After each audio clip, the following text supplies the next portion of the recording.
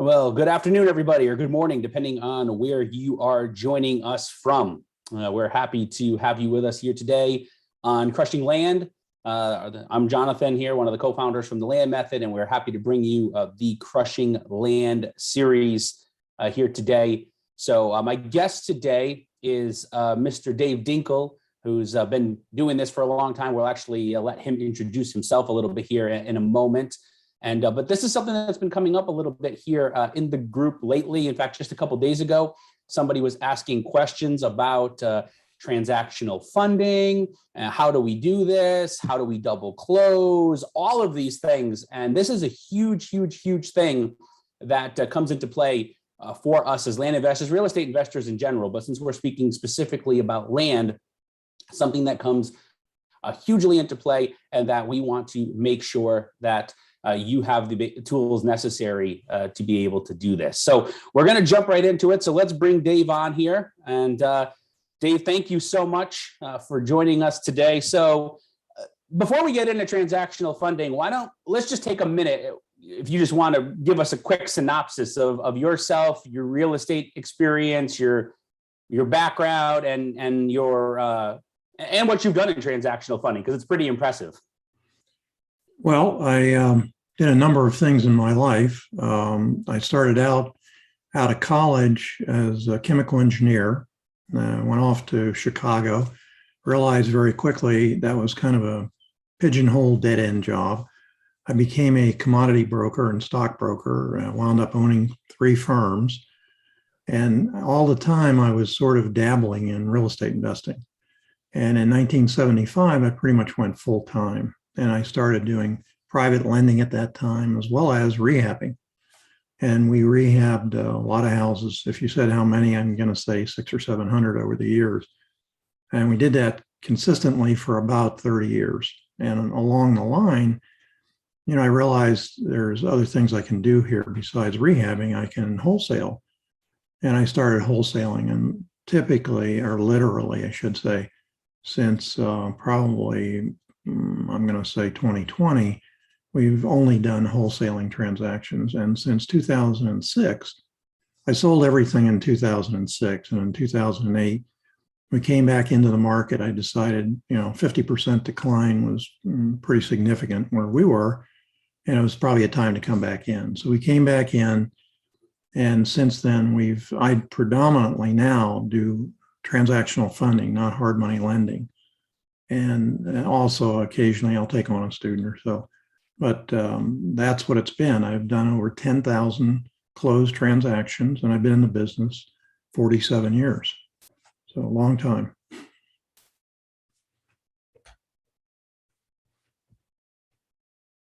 Sorry, I muted myself because of some feedback, and so there we go. So that's pretty impressive. 10,000 transactions in alone, and also the number of years and everything that you've done in helping different people, and we'll get into all of that here in a few minutes, because it is a huge part of this business, and it's just something that so many people need. You even mentioned, I think it's probably a way that most of us start, right? And most people don't jump into real estate investing. They're not just like, let's just jump, right? They dabble, like you said, right? You have to, because it's not so, unless you're a real estate broker, and then you start realizing, which was what I was actually. I was a real estate broker, and then I was like, oh, why am I brokering places when I can invest myself? And so I kind of made the transition, but it wasn't immediate, but for most people it is. They come from other backgrounds, they're dabbling in it. I want to get going, and where do the funds come from, and how do I do this, and all of that. So, I mean, that being said here, let's just say one thing really quick, everybody, at the beginning, just so you understand. First off, everybody that comes today and watches this is going to get a free copy. We've been advertising that, of Dave's ebook, How to Make Sure Buyers and Sellers Come to Closing. We have that. And so all you need to do, if you're watching on Facebook, just comment and let us know that you're here. Make a comment, and somebody will reach out to you, and we can get that sent to you. If you're watching on YouTube, send us an email, thelandmethod@gmail.com. Send us an email. If you're watching on YouTube, let us know, and we'll make sure that you all get a copy of that. And we'll make that announcement again later, because I'm seeing right now people are more and more people are joining in as we're going here. So we'll announce that again towards the end. But again, I'm seeing the comments popping in, so people are excited to be getting a copy of that. So great. So, I mean, for those, it's kind of funny, the concept, for somebody that's been in it for so long, you forget how maybe unorthodox, it's not really unorthodox, but unorthodox in thinking it is to others. So what is, transactional funding? Because it's something that we mention all the time. And in our teaching, we tell people, straight up all the time, get transactional funding if you're just getting started. We direct them to that. And despite that fact, it's been around for decades. You've been doing it, you said, for 46 years, right? Yeah. It's not well known outside of the real estate investment world. And then, even then, right, it's only involved with certain types of investors, because you mentioned like hard money and things like that. So you're an expert at it. So let's you tell us what it is. Tell for everybody that's wondering what it is. What is transactional funding? It's very simple for me because I literally do it every day. But what it does, it allows an investor with no money other than an earnest money deposit, if he puts that up, to be able to purchase properties and then resell them. And the concept has always been, mostly by a lot of guys, you don't need any money in real estate to invest. You simply get a contract, sell the contract, assign it, and it's called an A to C closing, and everything's wonderful. And for many, many years, and still now, you can do that in a lot of different places. But there's an awful lot of states, there's 7 of them now that I know of, that have changed their philosophy about, we're not going to allow investors to assign their contracts, exercise options, and so on and so forth. And I think the first was Illinois to pass that. Now, one thing I want to say, what you hear, these urban legends, they're laws. North Carolina has a new law, and that's not true at all. It's not true in Illinois. What they've done is they've interpreted existing statutes to bring in the fact that you can't do an A to C transaction. For you guys, A to C isn't meaningful. A is the original seller, B is the investor, and C is an end buyer. So it's an A to C. You use the end buyer's funds to purchase a property.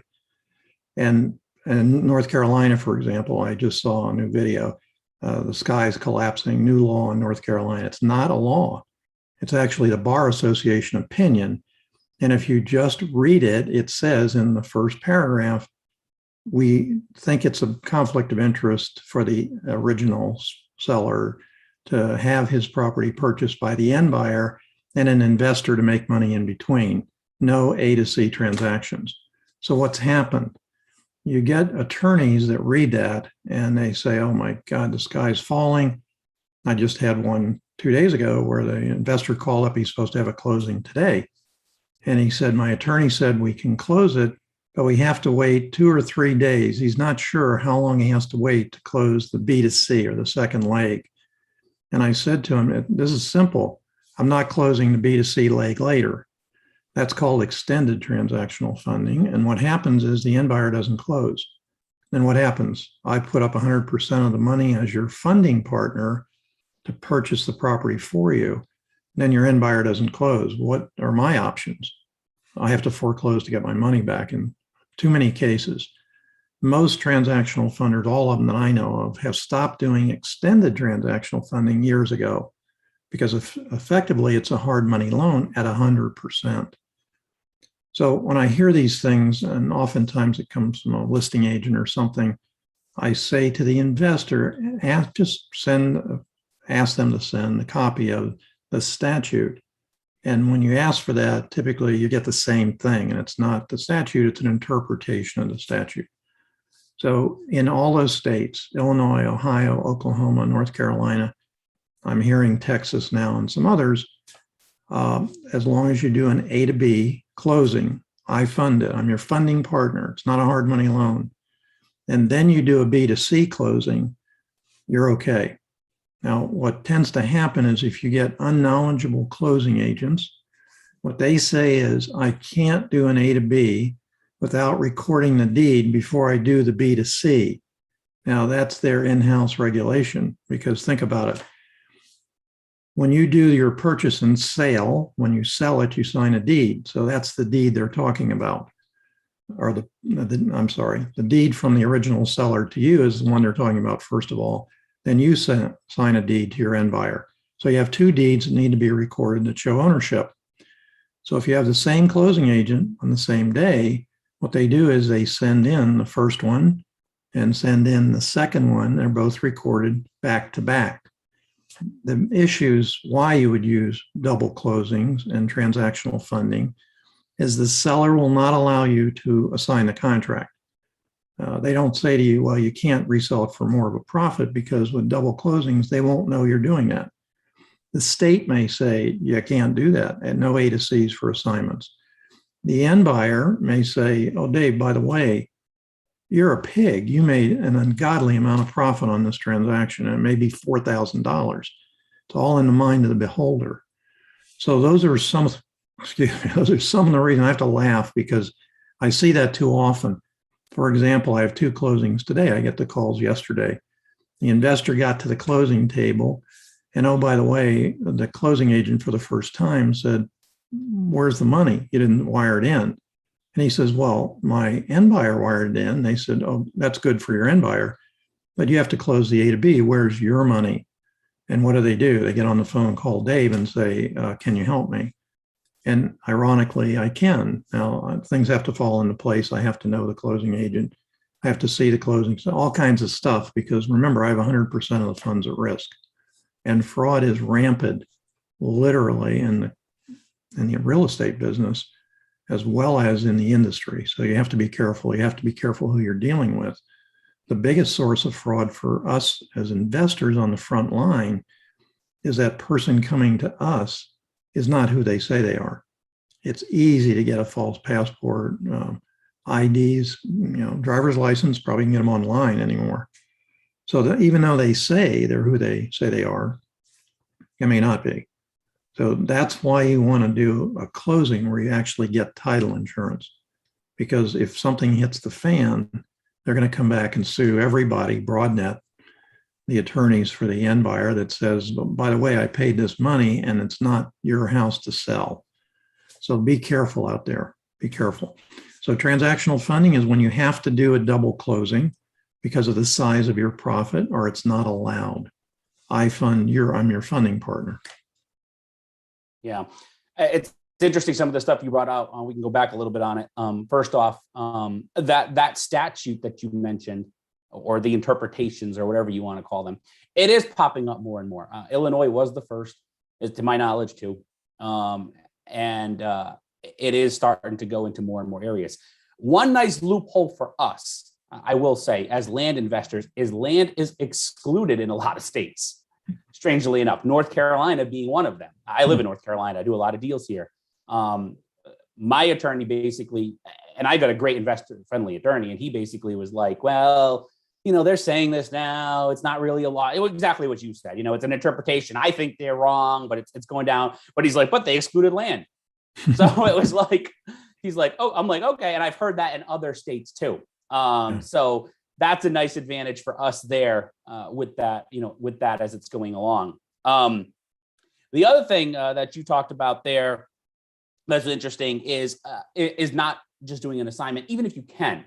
If you're in an area that you can do an assignment, because some people out there, I shouldn't say some, most, let's just be frank, right? Most real estate investing programs, most people that teach real estate investing from the flip side, not buying and holding, not rehabbing, not, but from the flip side of things, are focusing on assignments. And for those that have heard, maybe you haven't heard the term assignment, you've heard the term wholesaling. It's the exact same thing. Wholesaling is using an assignment.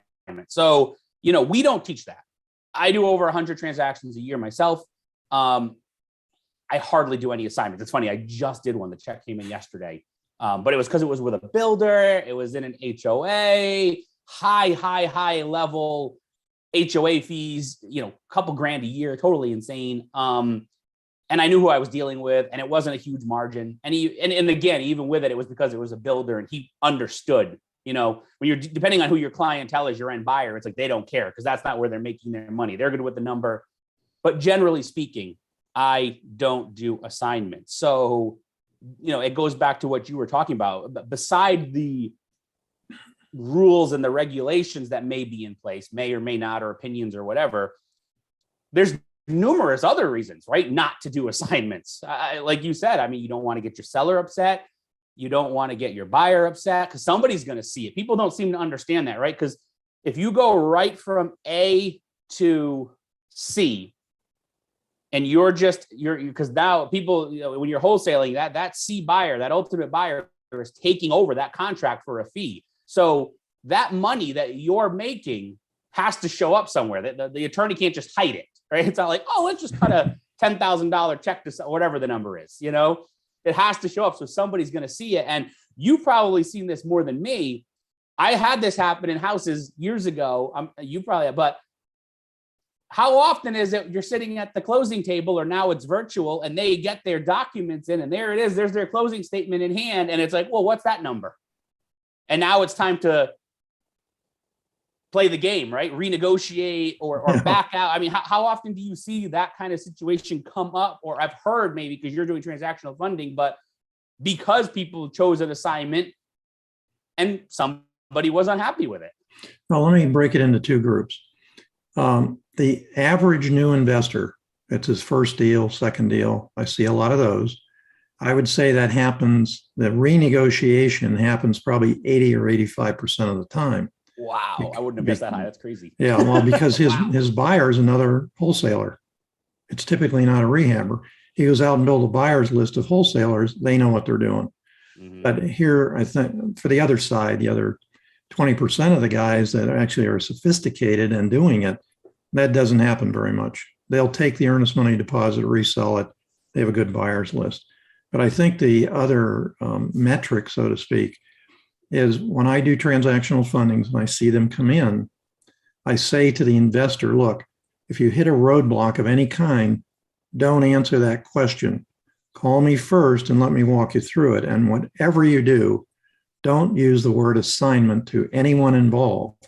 You can have it in your contract. You can have it, happen after everything's signed, but don't go into the closing agent, for example, and say, I have an assignment, when you know you're going to do a double closing anyway. It really screws up the thing. So on new investors coming in, I'm going to say the failure rate to close is as high as 60%. Wow. And that, for those that don't understand, that is because of the mechanism, the tool that they're choosing. If they were doing a double close, because now with a double close with transactional funding, 2 deeds, 2 closing packets, 2 separate, everything's complete. Nobody sees that stuff. And so that goes away.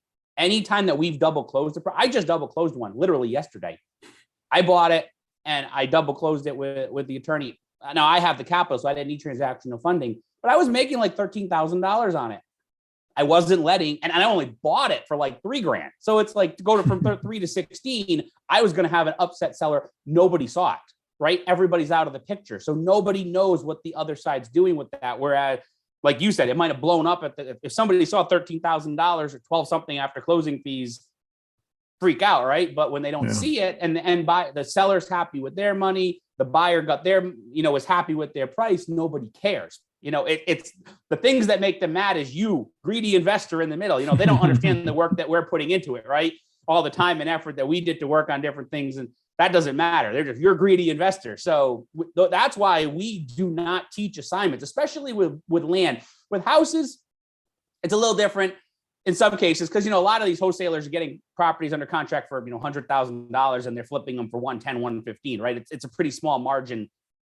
I mean, $10,000, $15,000 is good money, but it's a small margin, according to the dollar value. But if you put that on a lower end deal with land and it's 5 to 20, it's still the same amount of money, but you're making 4 times.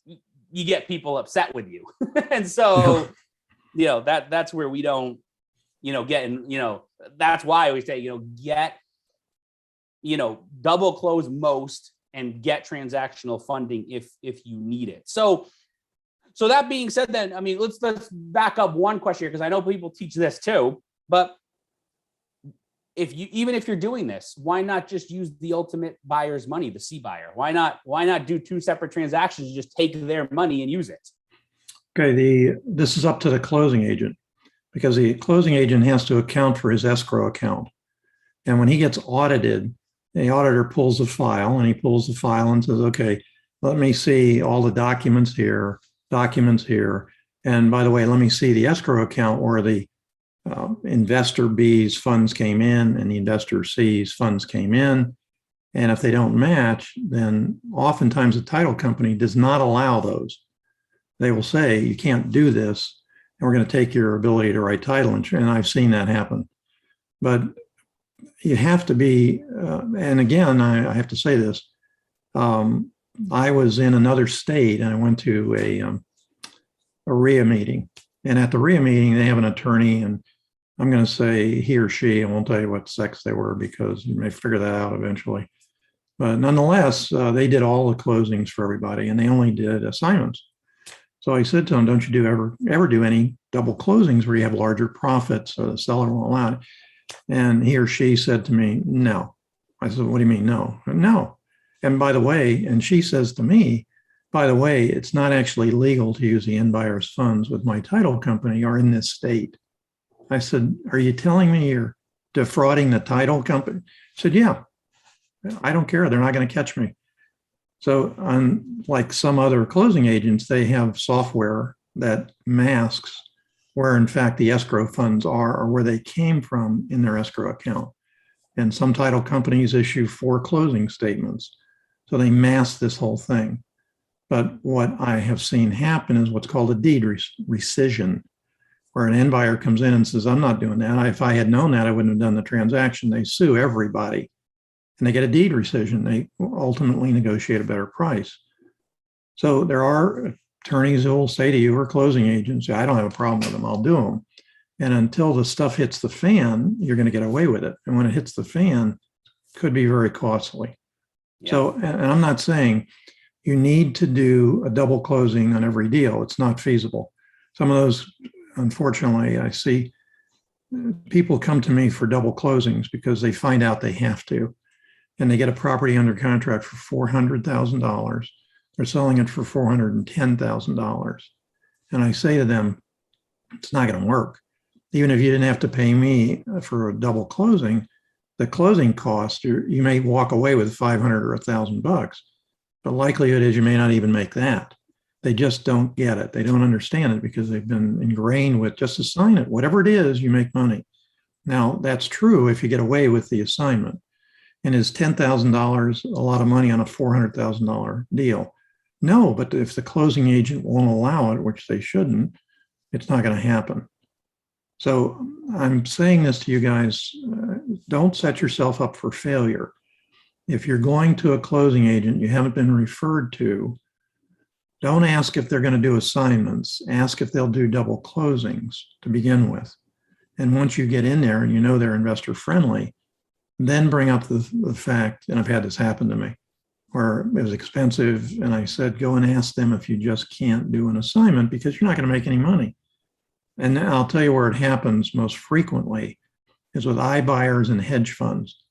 What happens is they contract you at a price, and you say, oh man, I got a $56,000 profit. I have a video example of this, but they come in with an acquisition fee, buyer's fee, a seller's fee that you pay both of, and of course the rehab fee. So on the HUD statement, it looks like you're going to get $357,000. But when you get to the bottom line, this particular investor who brought it to me was going to make, instead of $56,000 profit, $1,250. And the buyer's fee, instead of charging 4%, they charged him 0.4%. Why? He wouldn't have come to closing. Well, how many of you would go to closing and have to bring money, lose money, to be able to say, I closed the deal? Not very many of you. I hope none. So if you're going to deal with iBuyers or some of the hedge funds, make sure that you know what their fees are before you lose them at the closing table. And I'm going to say to you, it's not hard to see. It's in the contract. I said to this investor, did you know there was a 10% acquisition fee? That was $37,000 on that property. He said, yeah, but I didn't have another buyer. Well, he was very lucky to make $1,250. I'm just telling you. So be wary, don't assume anything. Yeah. A lot of gems there in what you just said. Now, the end of that probably doesn't apply as much with the land people, as much there, but a couple of the other things there. First off, if your title company is skirting their own rules, it's not a company you want to work with. Bottom line, I'm going to tell you that straight up. And Dave, I've been doing this for 20 years. You've been doing it for 46, right? I mean, if they're breaking rules, you don't want to deal with them. Bottom line. I mean, there's find somebody else. They're so friendly. They'll do these deals. Yeah, they're lining their pockets, and you might get into trouble in the process. North Carolina, perfect example.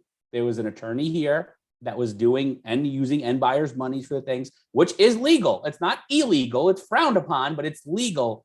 But he didn't legally account, got disbarred. And now there's like case studies and case law and statutes and all this mess that you talked about earlier with what they're discussing in North Carolina and the bar opinion.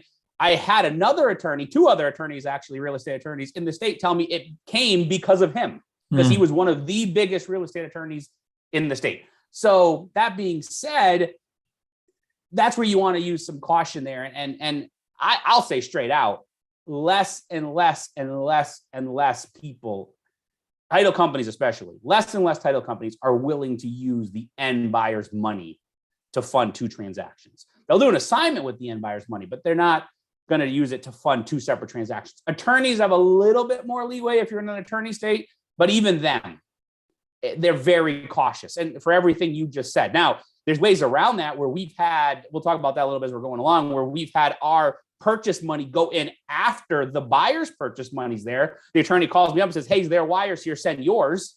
And so I'm protected, but it's still for accounting. It's like, no, everything has to be there in their escrow so they can balance out their books and all of those things. So yeah, that's a huge thing. I mean, we don't teach it, honestly. We don't teach it because so few do it and it is so risky. And to us, it's not worth the risk. Like you said, if the value's not there, that's an assignment deal.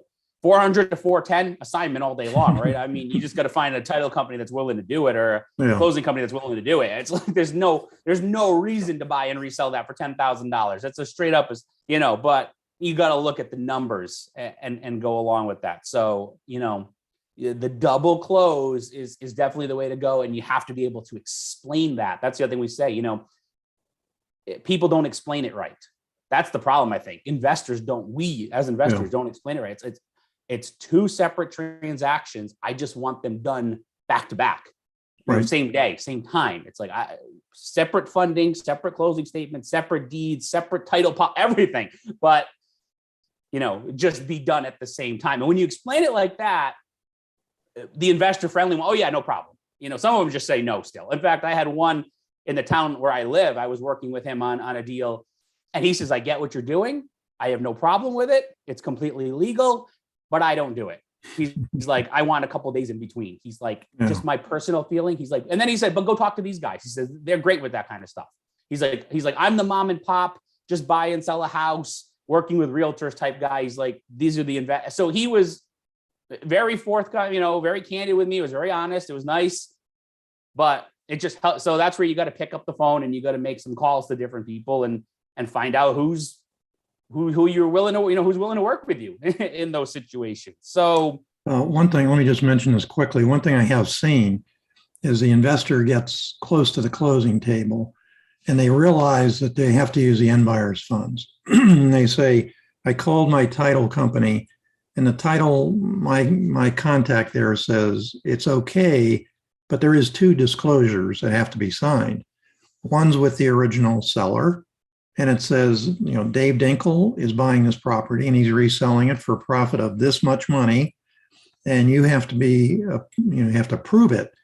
And if you agree to sign this, you have to give up your firstborn and all that stuff. That's the first one.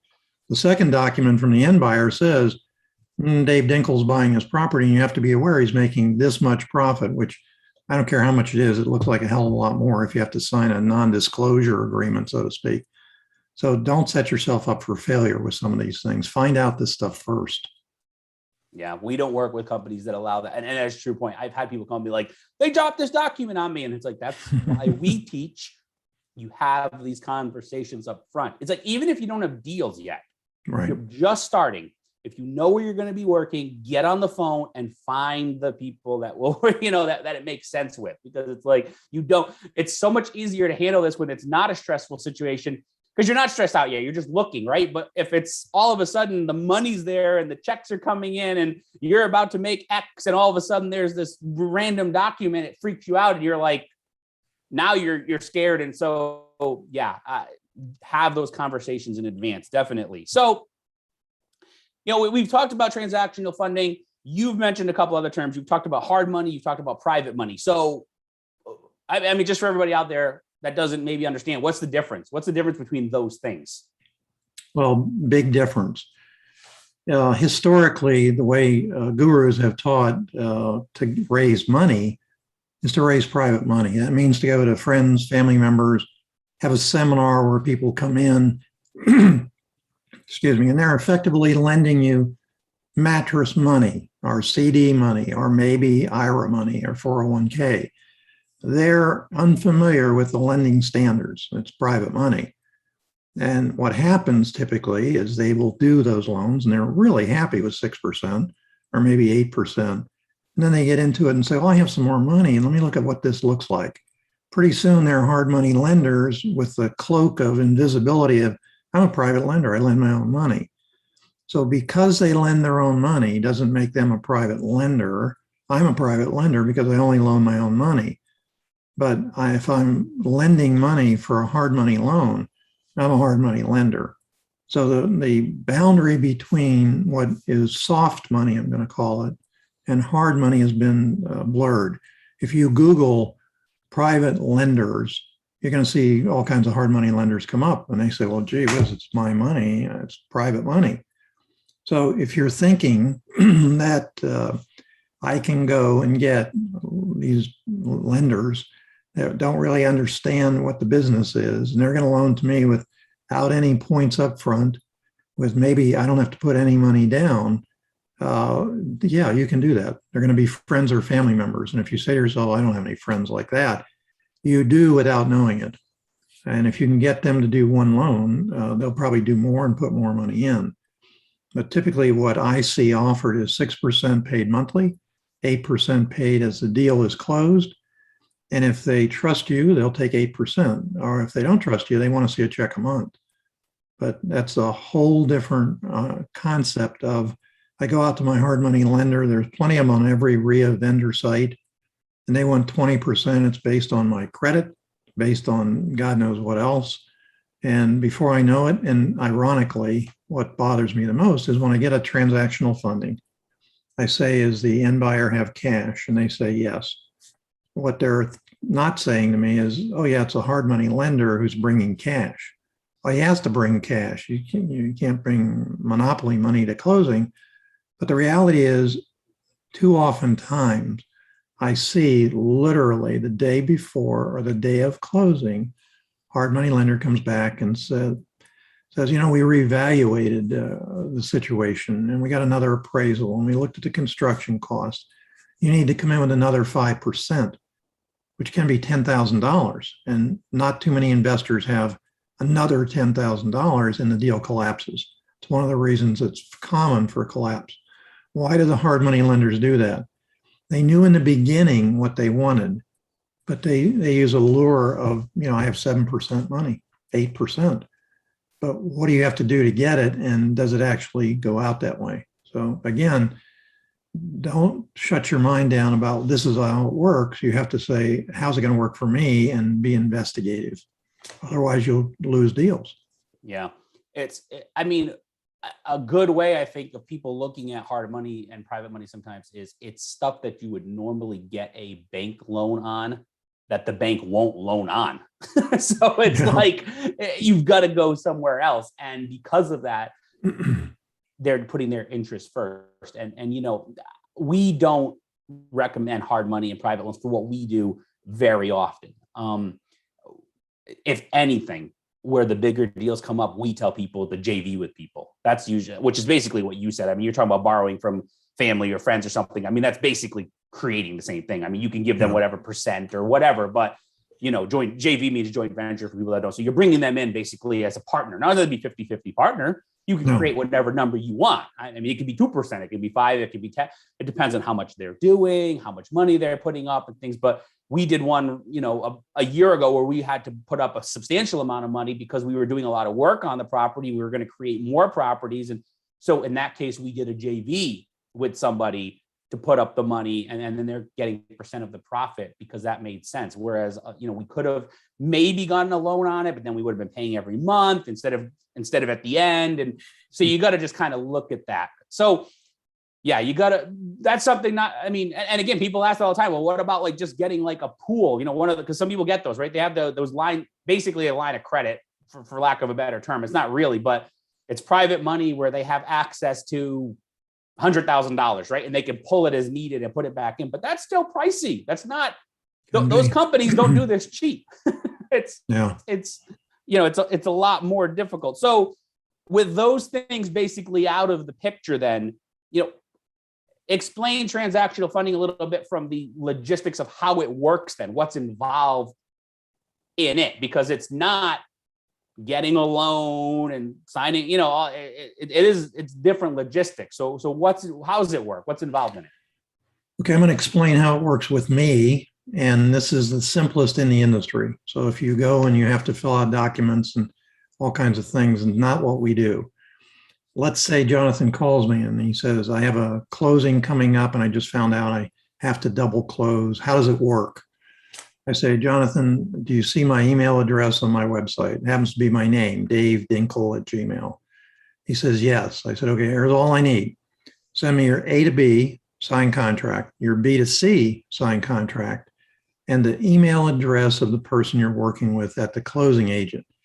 That's all you have to do. When those come in, I acknowledge a receipt of them. I immediately take the email address of the closing person, send them an email as well as Jonathan. So the person that's closing sees that Jonathan's on the email chain.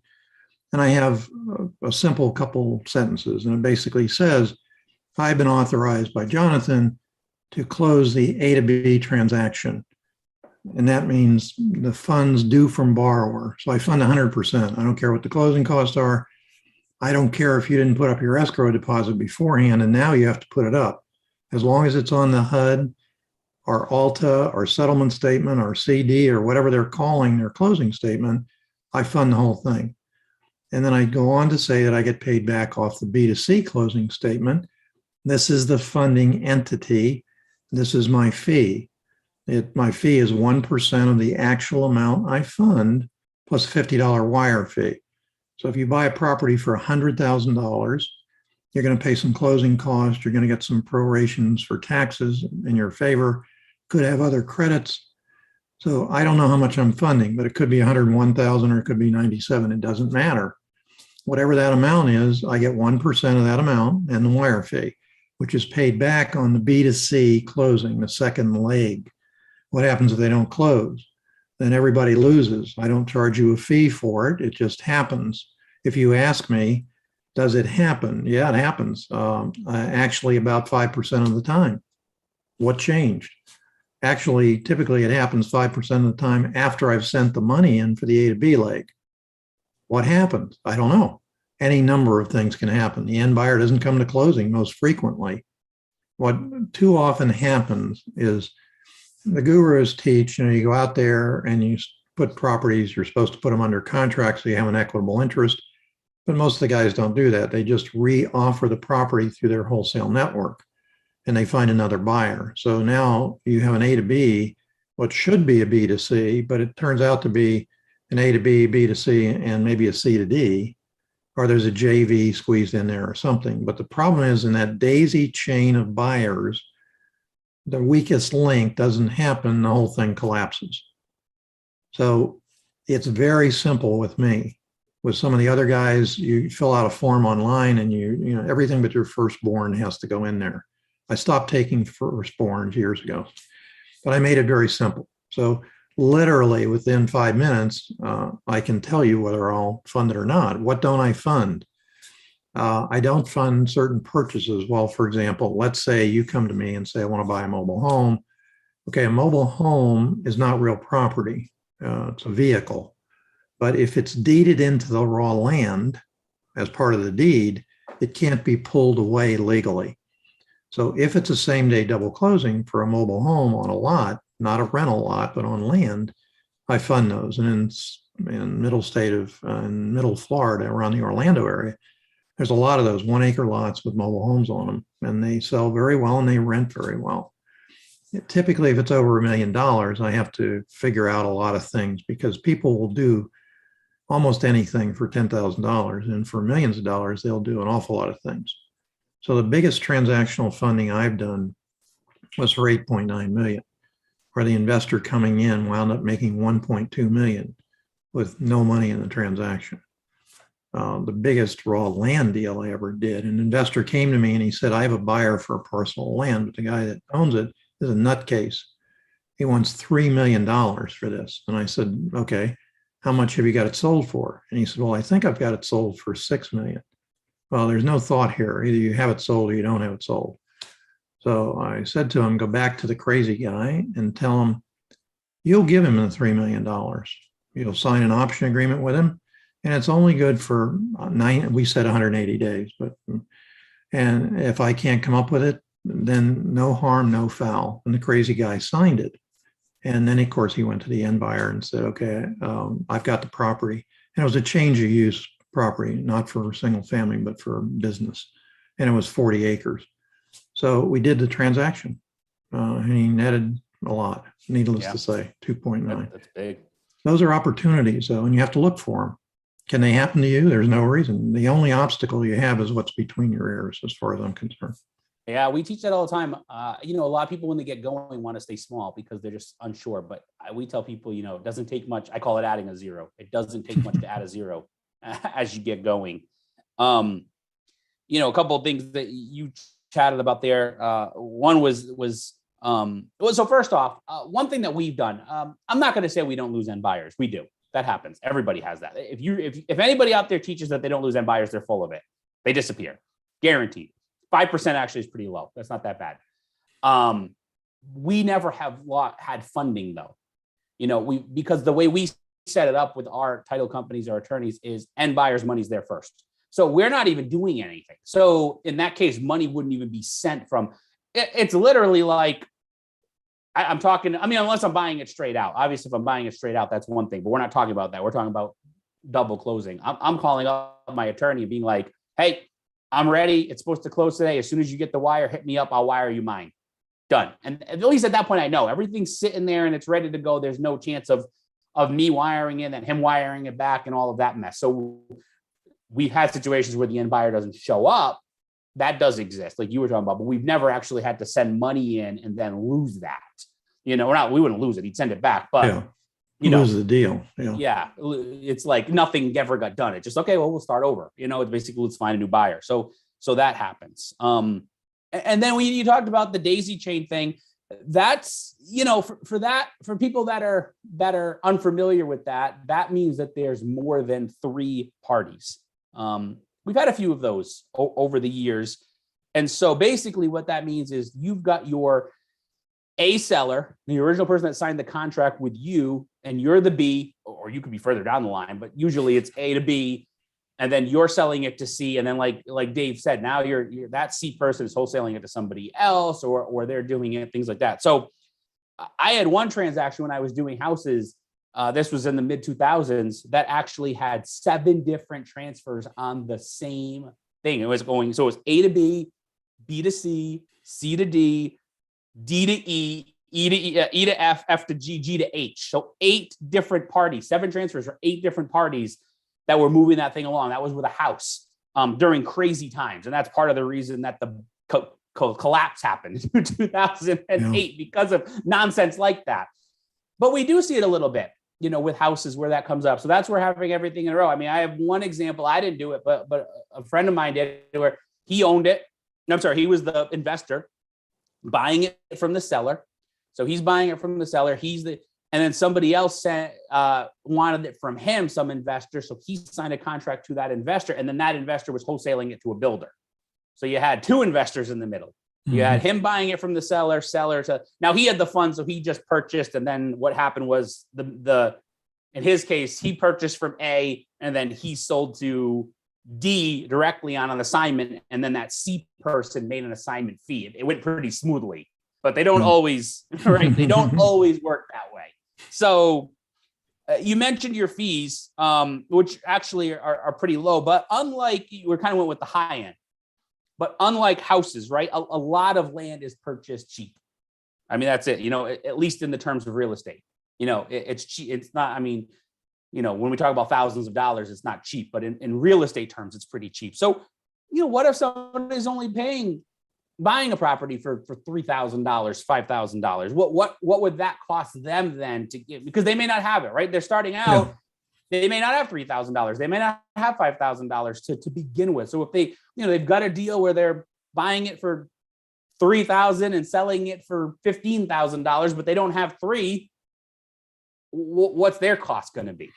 I see quite a few of these actually.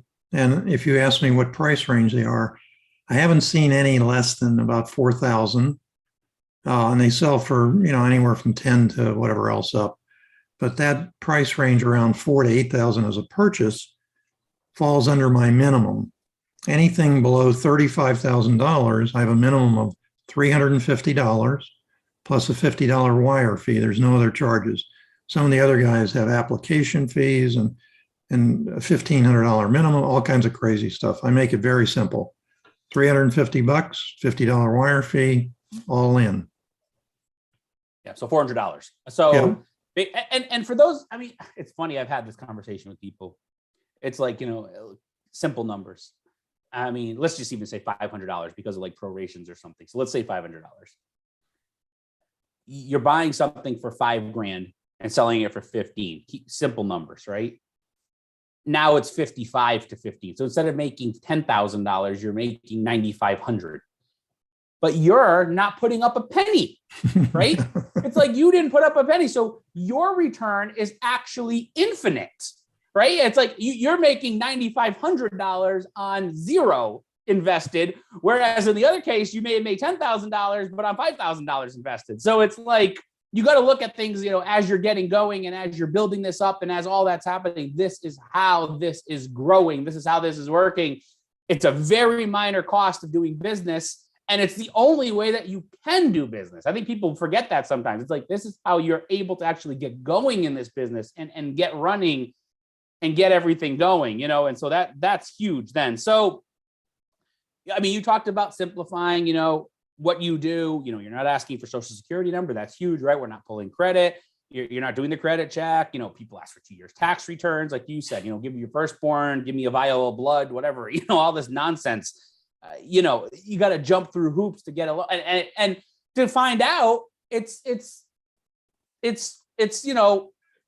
10 weeks later or something, in some cases, or 6 weeks later or whatever, a good amount of time. So time frame roughly, for you said what you need from the buyer. It's pretty simple.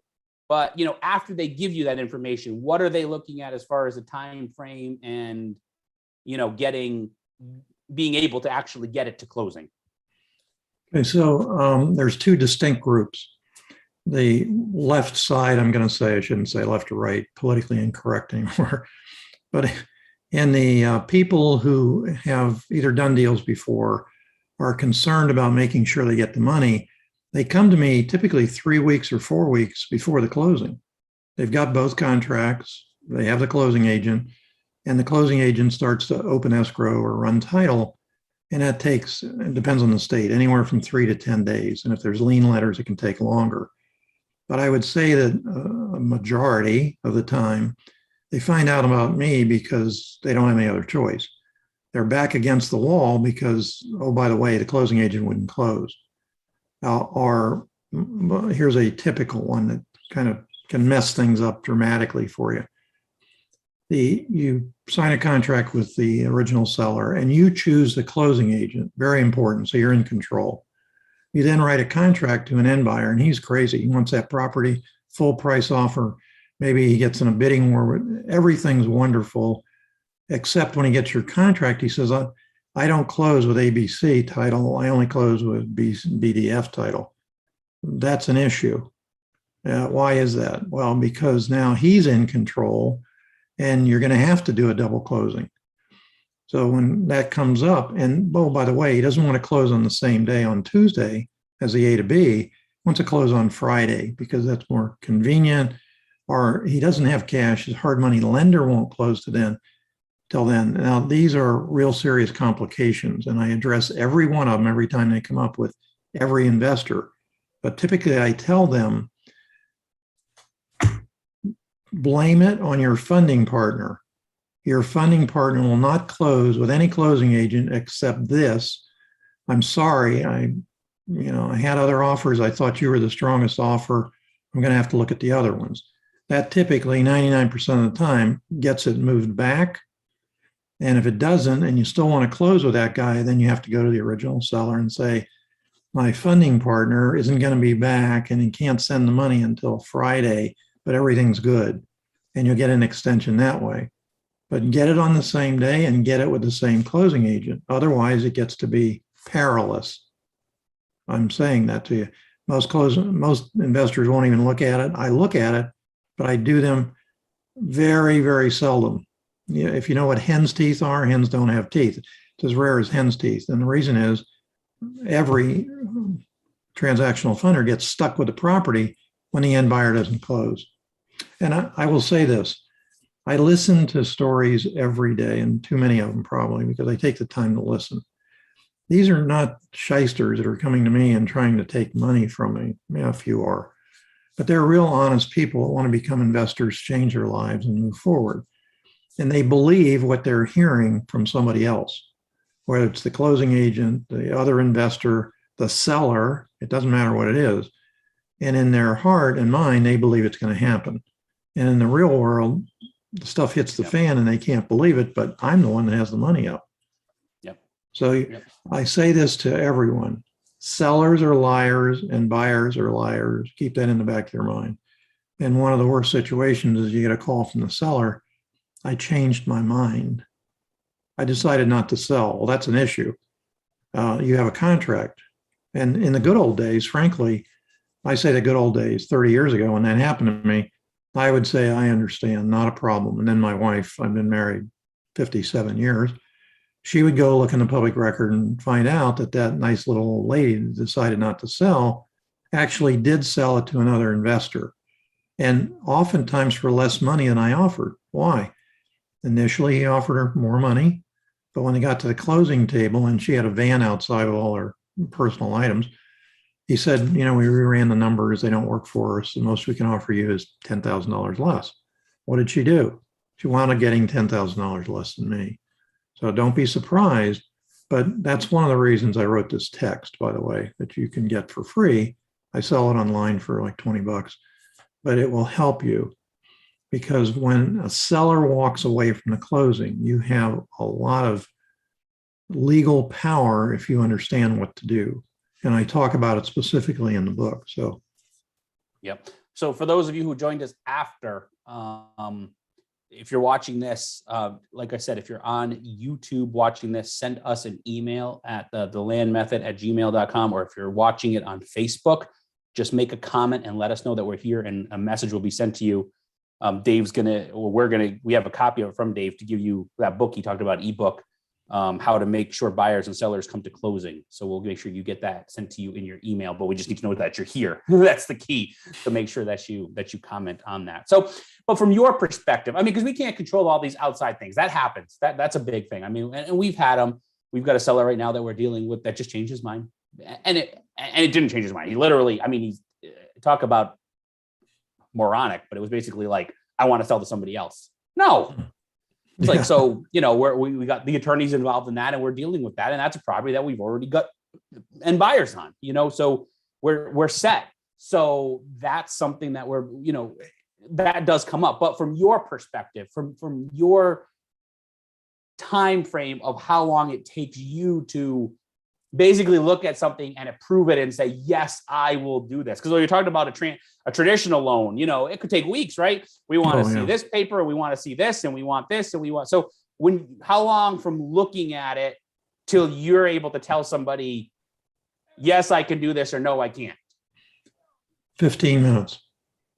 So there you go, everybody. So 15 minutes. Somebody asked about the price point again, basically 1% or minimum of say $400 because it's a wire fee, 1% plus a wire fee, or $350 plus a wire fee. So $400 minimum. I'm going to tell you guys, I've been doing this a long time. It's probably the best rates I've ever heard. Probably the best rates that I've heard for this. There's no doubt about it. 10,000 deals, 10,000 transactions that you funded. This isn't some new person, that's just out there throwing money about. This is, somebody experienced. It's a great rate and something that you want to focus on. So we do have some questions that have popped up here. I think we can kind of go through them pretty quick.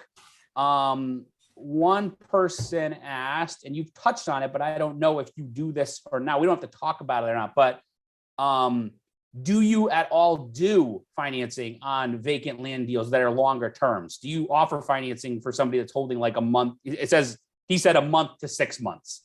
So is that something that you even offer? No. Okay. I don't. That's an extended transactional funding. And again, I don't do those because ultimately, I have a property in Georgia right now where the end buyer was supposed to close with a hard money lender the following Monday. I funded it on Friday. What happened on Monday didn't close. So now I have to foreclose to get my money back. So now I have a parcel of land that I need to sell. I should talk to you about that, shouldn't I? Maybe. So, okay. Somebody asked about the cost. We got into that. We covered all that. Let's see here. Do you need a buyer before you get transactional funding? Yes, that's exactly what it is. You're the transaction. You're buying the property. You're A to B. You're selling it to your C buyer, B to C. So yes, you need a buyer in place. If it's not transaction, if you don't have a buyer in place, there wouldn't be transactional. It would just be a purchase.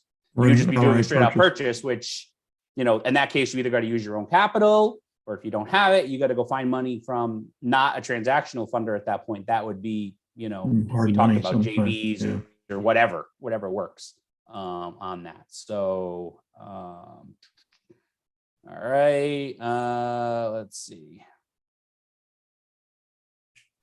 I'm scrolling down to kind of read these here.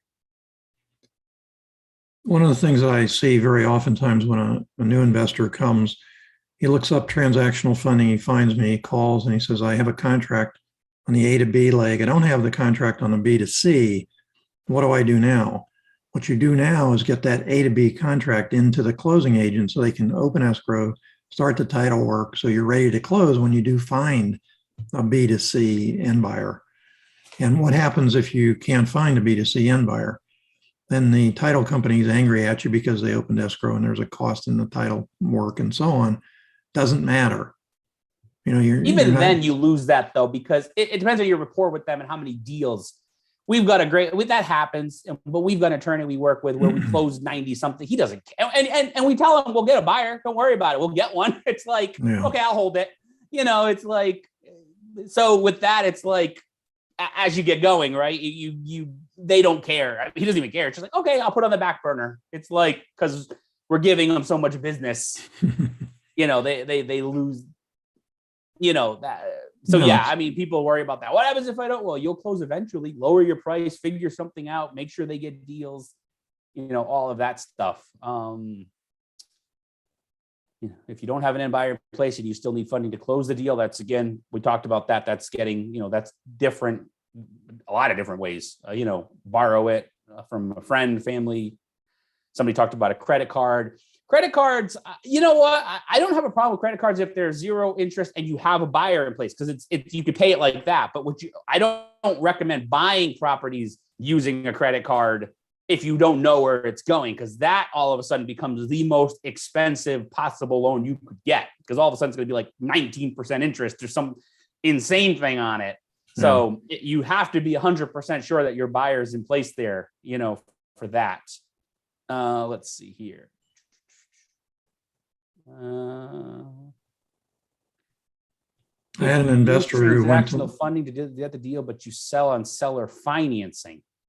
Well, it wouldn't matter because the money you're getting from the seller financing would just have to cover that difference. That would be the thing. How you sell doesn't matter. It's just making sure you get your money. I would put up less money because you have a mortgage in place. So let's say it's 300,000. Seller says, I'll take back 200, and you sold it for 350. So I would come in and put up the difference of the 200 and the 100 or the 300. So I'd put up 100, and then you would resell it same day for $50,000 profit. I would get paid back. I see seller financing, especially on land deals, larger land deals oftentimes. And we do a lot of seller financing on land deals. And the key there is, what we tell people is don't offer terms that don't fit more than you can be in the red, right? It's if you need to, and again, we're talking about land deals with bigger profits. I mean, if you've got a property that you're under contract for $10,000 and you're selling it for $40,000, then don't take less than $10,000. It's like, take what you need. It's like, and if somebody doesn't want those terms, then don't sell to them. Lower the price on the other end and get a lower cash price and make 20 grand on it or make 15,000, whatever, to get yourself going. It's like, don't try to, I think one of the problems that people have is they try to get too creative too early. Creativeness in this industry is for people that are experienced and, just follow the easy path to begin with, get some money in, get the ball rolling, do the simple stuff. And then it's like, instead of trying to appease everybody, and then if you want to get creative after you're sitting on 6 figures in the bank or something to play with, by all means, right? But it's like, wait till we get there. So let's see here. Somebody said, what was the thing you talked about? 6% monthly, 8% when the deal is closed. Okay. So typically as an investor, if I went in to see a homeowner, I always tried to get seller financing. And you can do the same thing with soft money, private money.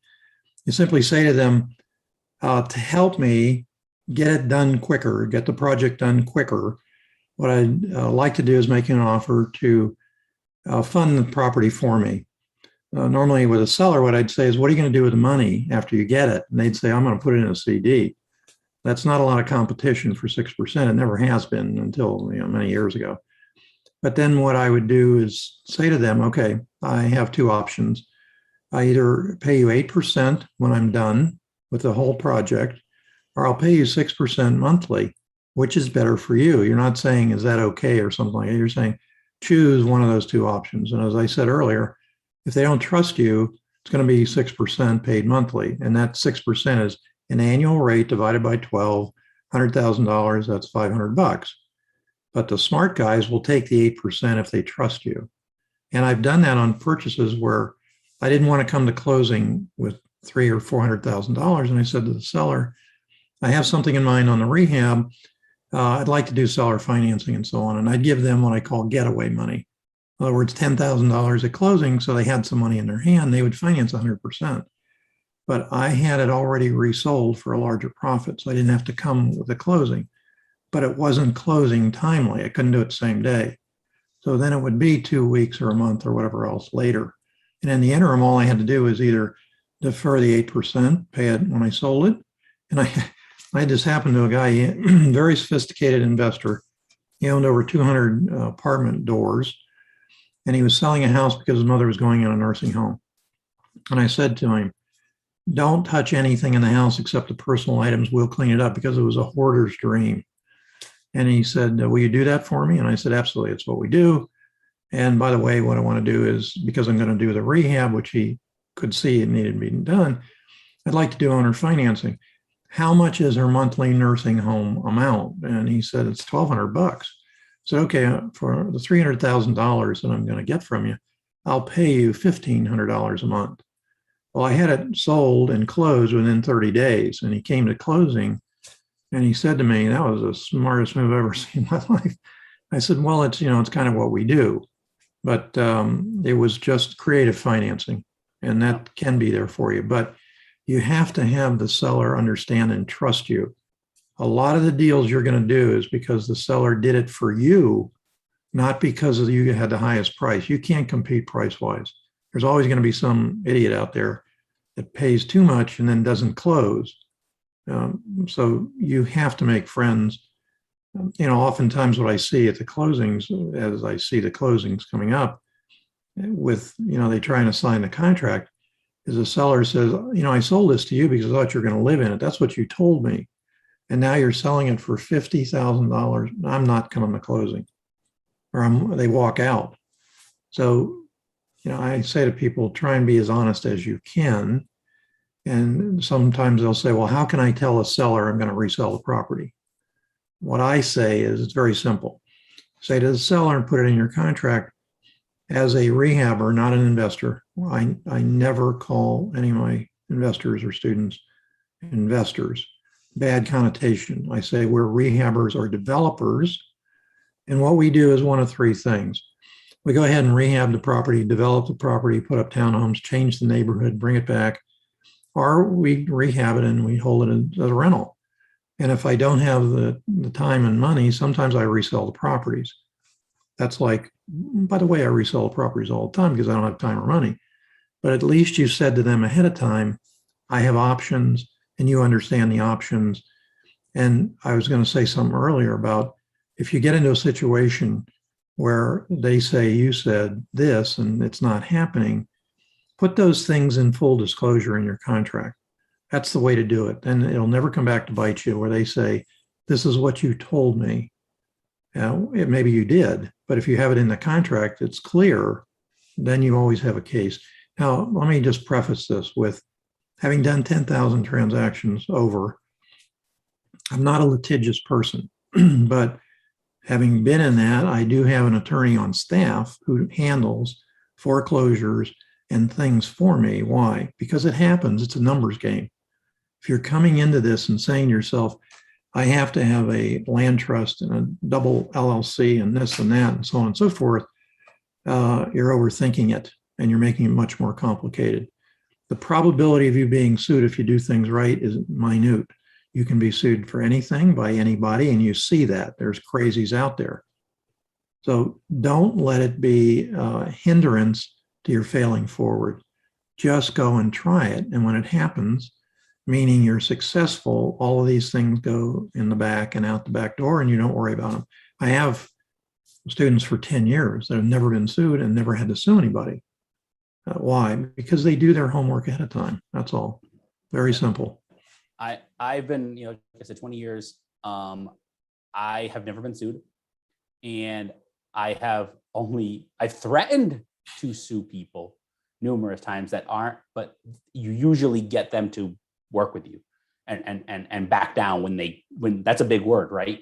Legal action, lawsuit, lawyers, so people definitely back down, and we haven't had to sue anybody ourselves in that. And sometimes you just make the decision. There are certain situations where you could sue somebody, but we still choose not to because it's like, well, is it worth it? Yeah, exactly. So there is that thing in there. And a lot of what you just mentioned doesn't even really come into play all that much with us. I mean, we talk about how land and how much simple. I mean, when you're not dealing with structures and you're not dealing with fixing them and you're not dealing with all of these things that just makes it so much easier and so much cleaner. It's just putting it out there. All of our documents that for those that have, worked with us and trained with us and everything, they spell that out. I mean, we're putting our closing dates out far enough, and people are like, well, why aren't you closing sooner? Well, I'd say I closed on or before this date. It's like, and then when you close in a month, they're extremely happy because you told them it was going to be number of months, or this is exactly what you're getting, or I have the right to market the property. I have the right to assign the property. That's all built in there. It's like, if you don't read it, it's not my problem. It's like, if you just signed your name because you saw a number, not my problem. Again, so it's like, we haven't had any issues with that thing, all of that moving forward. So yeah, again, though, everybody, I mean, for the price point, this is huge for a couple of different groups. One, the newbies, right? The people that are just starting and don't have the money yet, or don't want to tie it up. They're afraid of the capital. Even if it is a double closing, you're just afraid to use it just for that type. At 1% or if it's a lower end deal for $400 minimum, $400 that you don't put up, by the way, it comes off the closing. I mean, right. So you just get paid at closing. It's like, it's not like you're writing a check for $400 in advance. It's just $400 less that comes to you. So that's huge, right? Or for somebody brought on here, he's actually doing deals, but he says, I'm definitely going to reach out on my high-end deal. So that's a thing too. You might be, Nick said that, and he's been doing this he started earlier this year, but he's already done it. He's got a number of properties under his belt already. He's been rolling with it, but maybe he doesn't have the funds to do a bigger one. So it's like, okay, well, I'm going to use this. So that's a perfect opportunity too, right? You've got a deal that you're buying for 50 grand. You don't have 50 grand, but you're selling it for 150. It's like, okay, well, give him his $500, right? For 1% of 50,000, and you walk away with, instead of 100,000, 99,500. I mean, it's not, those numbers aren't exactly right because there's closing costs and prorations and all, but just to put it in people's heads as to how simple it can be. So I believe that's it for questions. Everybody, thank you for joining us. Dave, thanks so much. Thank you. Again, everybody that attended, you get a free copy of his ebook. And we did that. It is on his website for $20, but he was generous enough to let everybody that attends this get. So again, make sure you comment and let us know you were here so that we can get you a copy of that. And then the other thing is, Dave, we'll put it in there, but if you just want to kind of tell people really quick, how do they get in touch with you? If they want to do this. Okay, my website is besttransactionalfunding.com. My email address is Dave Dinkel, my name, Dinkel @gmail.com.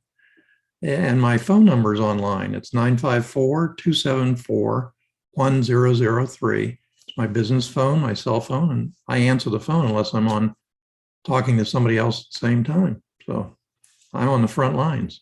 And we will put all of that in as soon as this is done here in the description. That information will be in there, so you're able to reach out to Dave, anybody that needs this. I know some people were asking this week, so you may start getting some and as people watching this, I mean, because it is something that we teach, left and right, and really want people to take advantage of, because it could literally, I mean, I don't want to sound over dramatic, but being here and teaching people over the years, it could be the make it or break it point for becoming a real estate investor.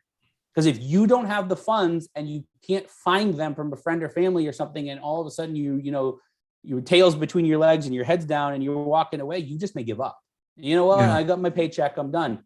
Whereas in something like this, it's like, wow, I can make $10,000 like that, but I don't have the money to do it. So, okay, like we said, instead of 10,000, you make 9 or 9,500 or whatever, but it's still like that.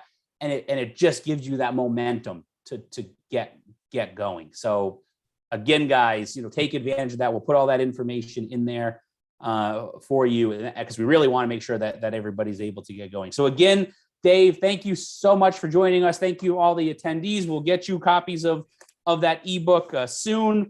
We'll see you guys all next month as well. We've got a bunch of these lined up for you with different Crushing Land series with a bunch of different people like this that can really be helpful to you in your land investing business. So again, we look forward to having you join us again next month as well. We actually have a special announcement that's going to be coming out later today about our Crushing Land series as well. So again, everybody, thank you so much. And somebody just said we're getting to the point where we need some funding to do bigger deals, right? Do bigger deals. So that's great, right? That is, that's where I see it a lot. And we just talk about that really quick. You've probably seen more, but I see it with the beginners, because they don't have the money or they're afraid. Then maybe you get some capital and you can fund $5,000 or $10,000 purchase, but then all of a sudden you got a $50,000 or $60,000 or $80,000 or $100,000 purchase, and all of a sudden, I don't have that. And so that's where that can come in super handy then too, and really just blow it up for you and get you off the ground and just make you a full-time real estate investor instead of, just, what was the word you used? Dabbling early on, right? Instead of just dabbling. Let me mention something real quick as we're leaving.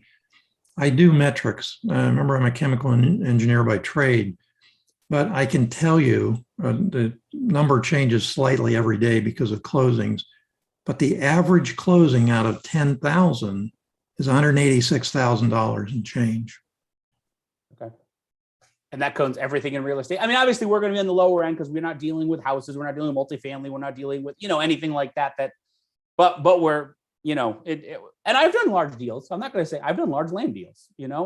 I worked with somebody that did one of the ones like you talked about, in the millions. Those land deals do exist. We're not saying that they don't, but don't, for other people, don't get hung up on the numbers. It's like, even if it's a small deal and you don't have it, $10,000 and I'm selling it for 30, and it's like, it's $20,000. I tell people all the time. I was talking to somebody yesterday. He's like, oh, I'm going to walk away with 18. I'm like, you're making more in a day than a lot of people make in months. It's like,